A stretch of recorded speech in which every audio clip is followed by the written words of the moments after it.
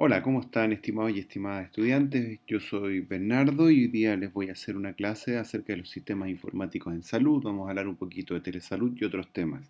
Este va a ser un, un comprimido de un montón de información que la verdad que puede dar para hablar durante meses o incluso años. Espero que sea entretenido para ustedes. Comencemos. ¿Qué rol tiene la revolución tecnológica en salud? Para responder esta pregunta tenemos que comprender nuestro rol en tanto como agentes clínicos administrativos y también como generadores de datos, de una gran cantidad de datos. Más adelante les voy a dar alguna explicación de qué es lo que son los datos. Y también como otro elemento importante es el desarrollo de la telesalud o la atención a distancia eh, por aplicaciones telemáticas. Sin embargo, la telesalud es algo que igual lleva años desarrollándose en el mundo, no como la conocemos hoy día, sino que distintas formas. Hay algunas creaciones. Yo les voy a mostrar después a través de un atlas que les voy a dejar para que lo vean si quieren, que es bastante amigable, un atlas ruso. Tiene en inglés y en ruso, pero ahí lo importante son las fotos. Que habla de cómo ya en el año 1850 se comunicaban soldados de guerra con un médico a través de un telegrama para poder atender a los caídos, a los heridos de guerra. Posteriormente se desarrolla la comunicación de un hospital con una zona a distancia para poder atender personas alrededor de los años 20, 1920.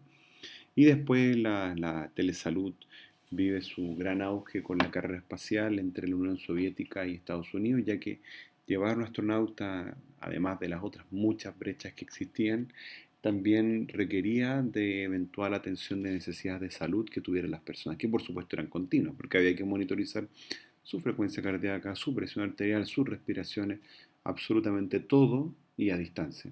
Por lo tanto, también la atención telemática tuvo un gran auge. Y ya hacia el año 90, haciendo un resumen muy acotado de esto, se realiza el primer procedimiento quirúrgico en Francia, también a distancia. A través de un monitor, un médico cirujano pudo realizar la intervención. Y al día de hoy lo vemos como algo más común en distintas aristas que van desde el seguimiento de casos hasta la identificación, el control de pacientes con coronavirus, con COVID-19. También en la atención médica, si es que usted va a un recinto hospitalario y no está grave, pueden atenderlo a través de una llamada telefónica, lo mandan para la casa después de pasar el primer triage, y a través de la atención telefónica le pueden decir si corresponde mantenerse en la casa o atenderse en el centro hospitalario o CESPAM o en el lugar donde usted fue a solicitar atención. También hay algunos centros de atención primaria que están realizando atenciones de telemedicina para satisfacer la demanda por otras causas que no son las respiratorias. Y según los síntomas que tenga la persona, va a ser derivada a un lugar u otro. Más adelante les voy a mostrar una iniciativa muy interesante que está realizando una agrupación de la Facultad de Medicina de la Universidad de Chile con un voluntariado en atención telemática también, si queremos utilizar esa palabra. Entonces, hoy día vivimos en un mundo interconectado. Antiguamente nuestros abuelos y padres ocupaban herramientas manuales para comunicarse como las cartas, el correo y mucho antes el telegrama, que era esta transmisión eléctrica que les voy a mostrar más adelante, transmisión eléctrica de un sonido que permitió el desarrollo de un alfabeto que permitía eh, transmitir un mensaje de un punto a otro. Acá vemos una imagen de las cartas que hoy día pueden tener como un enfoque más romántico que otra cosa, o bueno, también para recibir notificaciones de algunas cosas formales. Esta foto de acá es un telegrama, el telegrama fue diseñado por ahí cerca del año 1700, eh, inicialmente a través de un cable conectaba que por una señal eléctrica mandaba un pequeño sonido que podía ser interpretado como letra, se crea un alfabeto, de ahí también se ocupa el código Morse. Y estos telegramas fueron importantes porque fueron una, una herramienta de comunicación muy trascendental durante muchos años en la humanidad. y con la salud, por supuesto, que tiene relación. De hecho, eh, está descrito que los primeros avances en la telemedicina y en la comunicación y en la atención de salud se realizaba a través de un telegrama por ahí en 1850, en una guerra civil que hubo en el territorio que hoy día se conoce como Estados Unidos.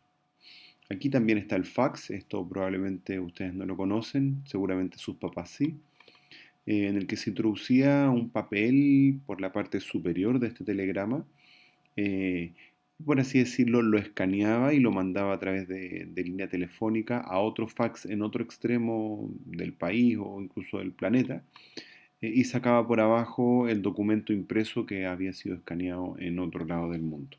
Algo, por supuesto, bastante revolucionario para la época. Posterior a eso, el correo electrónico. Creo que no tengo mucho que decir, hoy día es una herramienta que se ocupa a diario.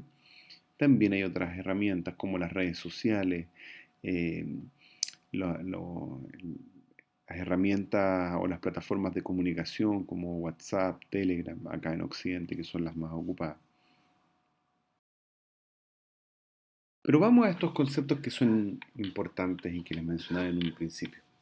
Los datos son una representación reinterpretable de la información de manera formalizada, adecuada para la comunicación, interpretación o procesamiento. Esta es una definición que puede ser utilizada para el concepto de dato. Los datos son representaciones simbólicas, ¿ya? Numéricas, alfabéticas, algorítmicas, etcétera, de un determinado atributo variable quali o cuantitativa. Eh, o sea, es la descripción codificada de un hecho empírico, un suceso o una entidad. Los caracteres, por poner un ejemplo, son dígitos individuales que pueden ser numéricos del 0 al 9, letras de la A a la Z u otros símbolos. Hay también caracteres Unicode, que es un estándar que se utiliza eh, para poder comunicar algo.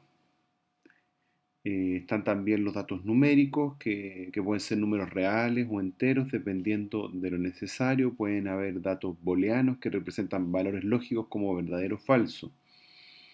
La información tiene una diferencia respecto a los datos, ya vamos a ver ejemplos de eso.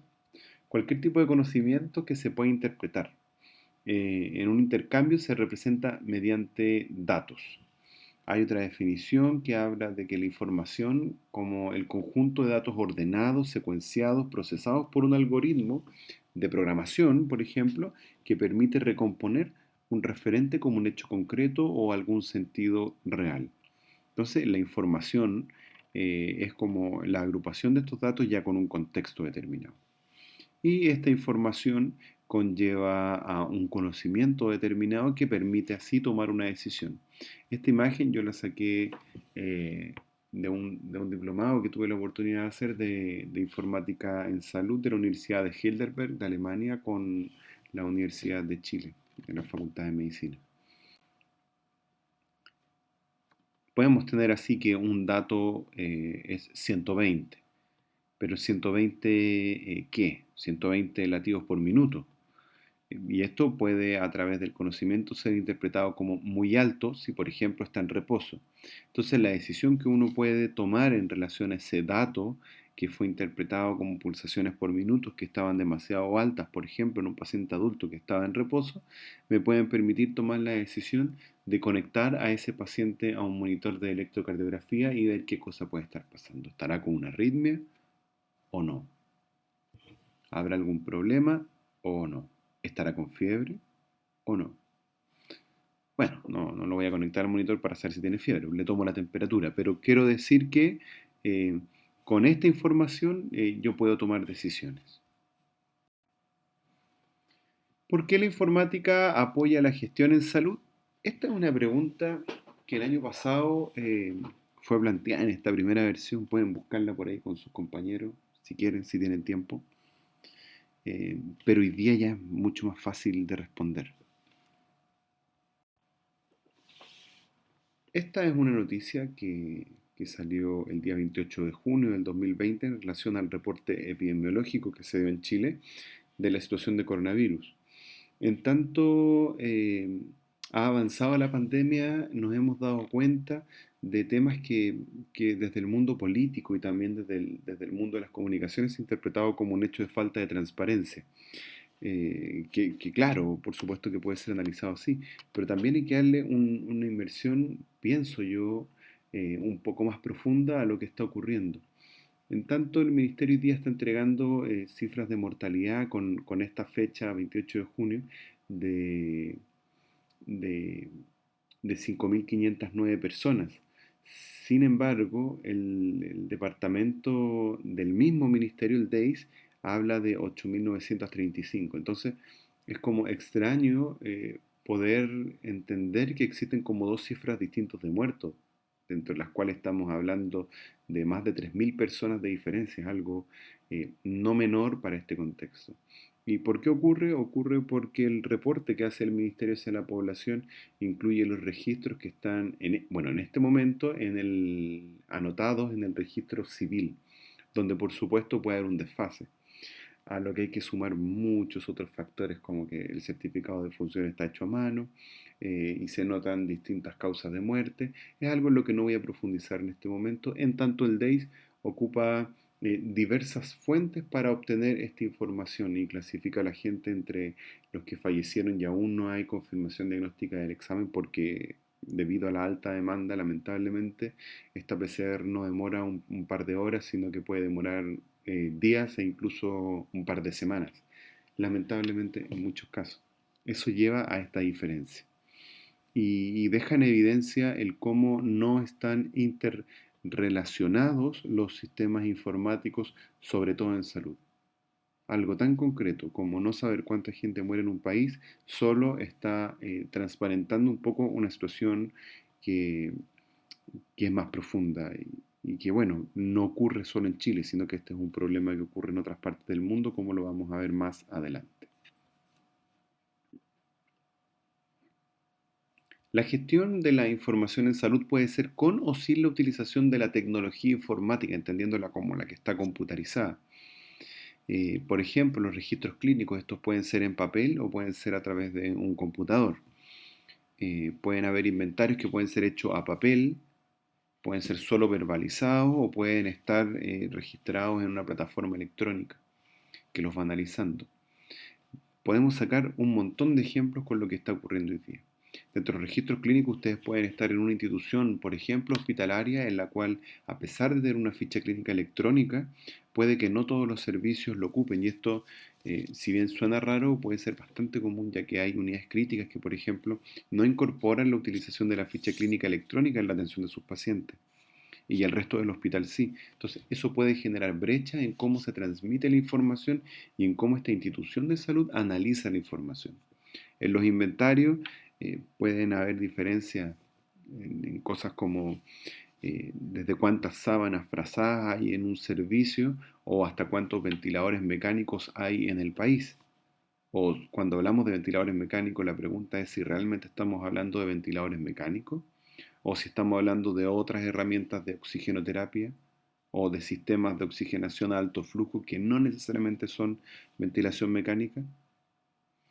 Todos estos elementos tienen que ser registrados y manejados a través de una plataforma, que como les decía puede ser a papel o puede ser electrónica. Registros de turnos también pueden ser considerados como una forma de gestión de información en salud, la gestión de camas, por supuesto, la gestión de horas clínicas, de exámenes, como lo que está pasando con los PCR. No es lo mismo procesar todas estas muestras en papel como si lo es a través de un sistema electrónico. En general, la información en salud otorga como ventaja permitir la continuidad de los cuidados, facilitar la toma de decisiones, mejorar la gestión en todos los ámbitos, permite la mantención histórica de la información, permite la integración de los datos y permite la investigación. Esta es la ventaja de la informática en salud respecto al resto de sistemas de gestión de registro, por ejemplo, como el que se hace en papel. No es lo mismo investigar retrospectivamente lo que nosotros tenemos almacenados en un computador a que lo que tenemos en un archivo de papel. Desventajas a veces son complejas, pueden ser sistemas heterogéneos que almacenan diversos datos y podrían tener un costo elevado también, no solo en lo financiero, sino que también en lo humano, ya que implementar un sistema electrónico también involucra la capacitación adecuada de las personas que van a utilizar este tipo de herramienta. ¿Qué es la informática en salud? Hace referencia al desarrollo sistemático, al manejo, almacenamiento, procesamiento y provisión de datos, información y conocimiento en las ciencias de la salud.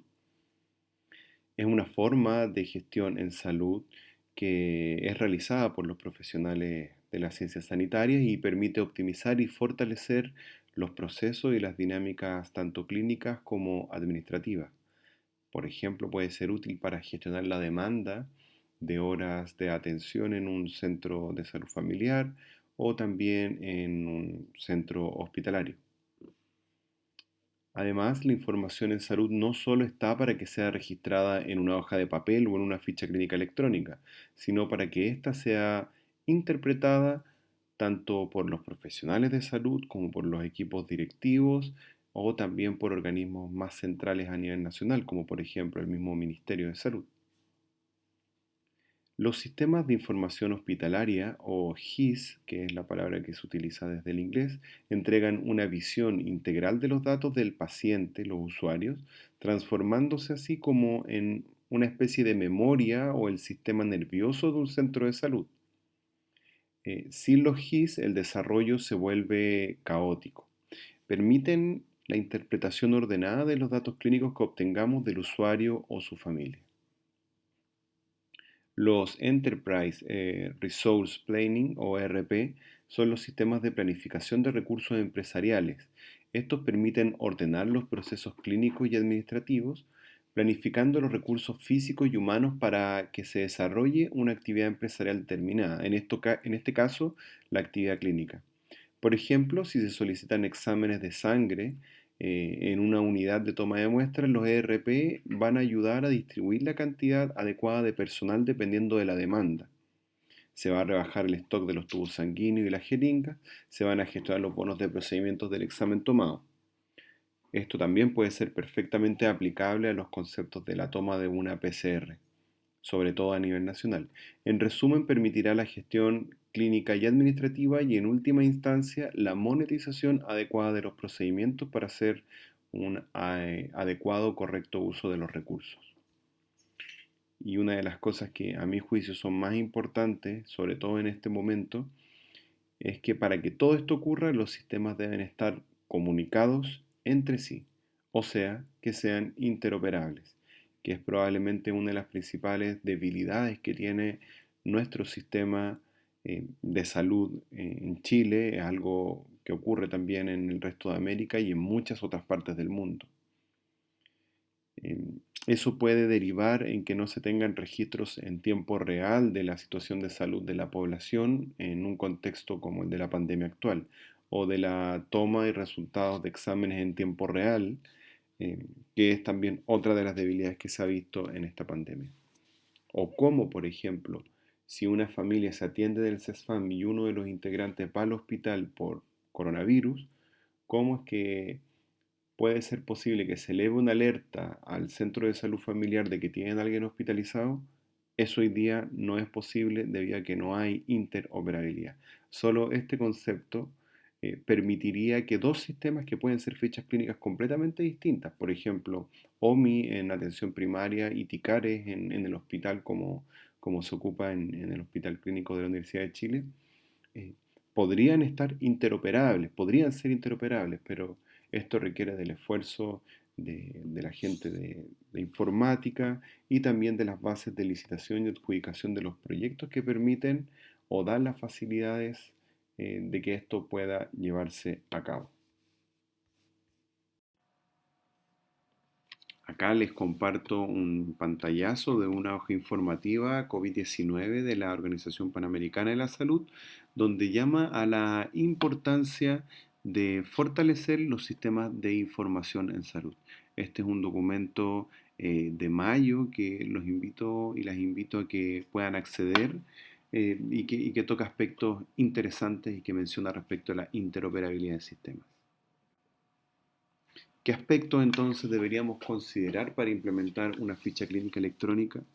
Esto yo se lo pongo acá muy brevemente, es por supuesto algo que hay que ver en más profundidad, pero es para que ustedes lo tengan presente, porque uno puede pensar, ok, pero hagamos todo informático en el país, pero no es tan sencillo tampoco. ¿Cuáles son los aspectos a considerar en implementar entonces una nueva ficha clínica electrónica?